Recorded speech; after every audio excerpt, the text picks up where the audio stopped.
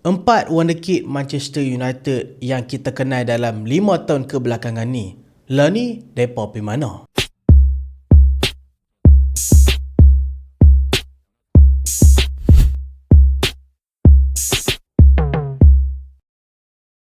Assalamualaikum dan selamat datang ke Pala Bola United. So dalam video kali ni dekat Pala Bola United, kita nak sembang pasal 4 wonderkid player yang mana mereka ni dulu digembar-gemburkan akan jadi top player dekat Manchester United. Tapi hari ni mereka pergi mana? Mungkin ada yang berjaya ataupun mungkin anda. Tapi kali ni aku pilih 4 pemain saja untuk kita bincangkan dalam video ni. So tak mau cakap banyak, jom kita mulakan. Untuk pemain yang pertama dulu. Pemain ni aku rasa mungkin ramai fan Manchester United kenal sebab dia ni dikatakan akan jadi future fullback untuk Manchester United. Tapi sayang, kita pun tak tahu jadi apa dengan dia. Tiba-tiba lah ni kira dia meredup. Siapa dia? Dia adalah Brandon Williams. Brandon Williams ni kita mula kenal dia betul-betul masa Luke Shaw injured. Masa Luke Shaw injured, Brandon Williams lah jadi pemain yang step up ke depan untuk jadi pengganti Luke Shaw. Dan masa tu kita tengok memang performance dia tak mengecewakan. Nampak ada aggression, ada speed, defense pun bagus. Tapi turning point dia adalah bila Luke Shaw balik daripada kecederaan.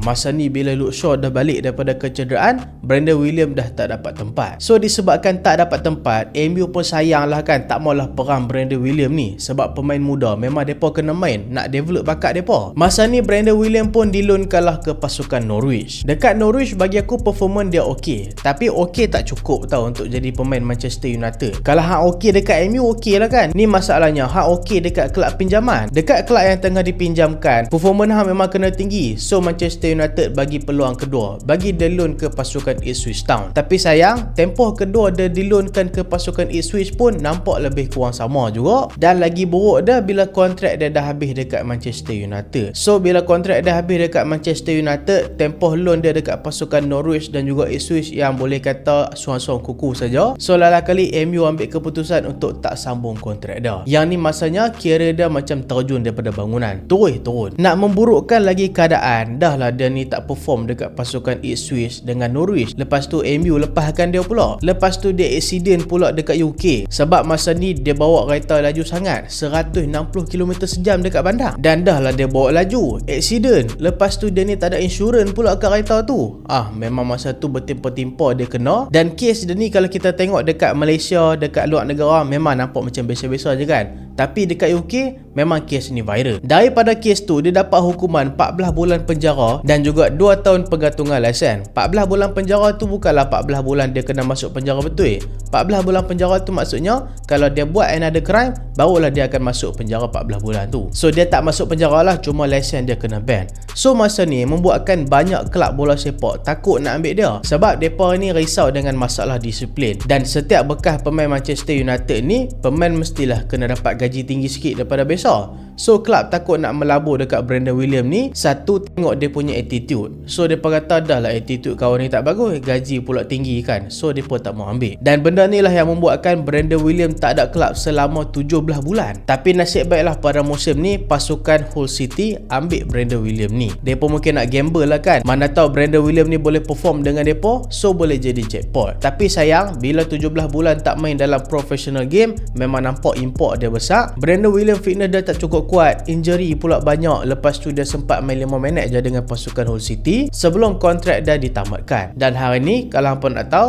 Brandon Williams tak ada kelab. Bayanglah daripada future star Manchester United tiba-tiba tak ada kelab. Even kelab championship pun tak mau ambil dia. Bagi aku kesian lah dengan dia kan. So kita masuk ke pemain yang kedua. Pemain yang kedua ni mungkin satu bakat yang kita agak ralat juga sebab kita tengok dia ada potensi. Tapi hari ni dia tak ke mana pun. Tak adalah tak ke mana, cuma dia tak berada dekat tempat yang kita expect dia ada, iaitu Zidane Iqbal. Pemain ni dikatakan akan jadi future untuk Manchester United. Masa ni dia buat kemunculan pada musim 2020-2021 dalam satu game UCL masa Manchester United lawan dengan pasukan Young Boys. Dan kita boleh tengok tahu, walaupun dia ni kecil tapi dia ni tenang pegang bola, buat turn pun laju. So dia boleh kontrol dekat bahagian tengah tu. Kalau kita tengok Kobbie Mainoo hari ni, macam tu lah Zidane Iqbal. Tapi Kobe Mino lagi padu lah. Zidane Iqbal ni dia versi kurui. Dan masa Erik ten Hag masuk dekat Manchester United, Zidane Iqbal antara pemain yang paling menyinar tau dekat pre-season. Tapi secara tiba-tiba, secara mengejutkan, Zidane Iqbal antara pemain yang paling perform dekat pre-season tu tiba-tiba dijual dengan harga yang cukup murah ke kelab Belanda, iaitu pasukan FC Utrecht. MU jual dengan harga 1 juta euro je tau. Masa tu antara alasan Manchester United jual dia adalah disebabkan waktu tu MU dah ada banyak midfield dah, macam Fred, McTominay, Casemiro, Eriksen. So memang masa tu pack lah dekat bahagian tengah. So aku tak expect lah MU nak jual dia kan. Biar je lah simpan dia dekat akademi. Tapi tak tahulah, mungkin MU nak beruntung kot kan. Lah ni dia still main dekat pasukan Utrecht, tapi spark dia dah tak nampak dah. Dia sempat juga main dekat pasukan reserve sebab tak dapat tempat dalam tim utama. Tapi yang bestnya lah ni, Zidane Iqbal dia jadi pemain regular dalam skuad kebangsaan Iraq. Lagi-lagi kalau kita ingat dia pernah skor match winner masa lawan dengan pasukan Indonesia dalam satu game penentuan untuk pasukan Iraq. So kita masuk ke pemain yang ketiga pula, iaitu Isak Hansen Erwin. Ni antara pemain yang paling aku ralat masa MU jual tau. Sebab kita boleh tengok dia ni ada potensi dan nampak dia ni boleh jadi superstar. Aku nampak paling kurang Erwin ni kalau kita develop dia betul-betul, mungkin dia boleh jadi paling kurang macam Garnacho. Dia ni antara pemain yang paling hype juga tau masa dia masuk dekat pre-season. Nama dia sama-sama naik dengan pemain-pemain macam Shola Shotire, Zidane Iqbal, Charlie Savage dan lain-lain lagi lah. Posisi dia main nombor 8 dan juga nombor 10. Senang cerita playmaker klasik. Dan masa ni Manchester United percaya dengan dia dan dia ni akan dijadikan pemain harapan Manchester United. Cuma masalah dia lah ni, Erwin ni dia ni badan kecil sangat tau. Dia punya physical tak cukup kuat untuk fight dalam EPL. Tapi Manchester United kata mungkin normal lah kan untuk pemain-pemain muda. Sebab kalau kita tengok dulu Rashford, Mino pun keding. Lepas tu mereka bina badan, mereka jadi buff lah kan. Tapi Erwin ni pun dah develop macam mana pun dia still kecil. Dan masalahnya kalau hang kecil macam Messi, tapi bila orang body hang tak jatuh tak apa. Ni masalahnya Erwin ni dah lah badan kecil, lepas tu fizikal dia tak kuat. Dan sayang pada musim 2023-2024 masa ni kontrak dia berbaki berapa bulan saja lagi. MU nak sambung tau kontrak dengan dia. Tapi masa ni Erwin macam dia tak mau lah sambung dekat MU sebab dia nampak peluang dia untuk main dalam first team ni makin malap. Yalah, sebab masa tu MU ada pemain-pemain solid dan tempat attacking midfield tu memang tak boleh sentuh lah Bruno Fernandes punya tempat. So masa ni Manchester United terpaksa buat satu keputusan yang berat. Daripada nak lepaskan dia secara percuma, baiklah MU jual dia dapatlah untung sikit. So masa Januari 2024 Manchester United terpaksa jual Erwin ni ke pasukan Werder Bremen. Tapi sayang mat, aku duk expect kalau dia pergi Bundesliga main dekat Werder Bremen mesti dia akan meletup punya. Cuma sayang benda tu tak jadi kenyataan. Bila dia pergi ke pasukan Werder Bremen, expectation memang tinggi tapi performance dia biasa-biasa saja. Siap sempat lagi main dekat pasukan reserve sebab tak dapat tempat dalam pasukan utama Werder Bremen. Dia juga sempat diloankan ke pasukan dekat Liga Denmark iaitu Aalborg BK. Dekat sana dia okey lah, tapi bila balik dekat Werder Bremen pun tak dapat tempat juga. Lalah kali dia ni dilepaskan ke pasukan dekat Liga Belanda iaitu pasukan NEC. Tapi bagi aku dia ni masih muda lagi. Aku still bagi harapan dekat Erwin sebab aku rasa dia punya vision, dia punya bakat memang luar biasa. Dia baru 21 tahun. So hampa rasa Erwin boleh comeback ke dalam career dia ataupun hampa rasa masa dia dah habis. So kita masuk ke pemain yang keempat. Pemain yang terakhir dalam video kali ni iaitu Willy Cambuala. Willy Cambuala ni kalau kita compare dengan tiga lagi player ni lah, macam Erwin, Zidane Iqbal dan juga Brandon William, bagi aku mungkin Willy Cambuala ni antara yang hampa semua paling kenal. Mana adanya kita masih lagi tak boleh lupakan performance superb dia masa lawan dengan pasukan Liverpool dalam EPL. So sebenarnya Willy Cambuala ni bukanlah pemain pure Manchester United punya akademi, sebab dia ni pemain akademi dekat Liga Perancis iaitu pasukan Sochaux. Tapi Manchester United masa tu berjaya menang race beat pasukan Liverpool untuk dapatkan Willy Cambuala ni. Zaman Erik ten Hag, musim terakhir dia sebelum musim dia kena pecat dekat pertengahan musim, masa musim kita menang FA Cup tu.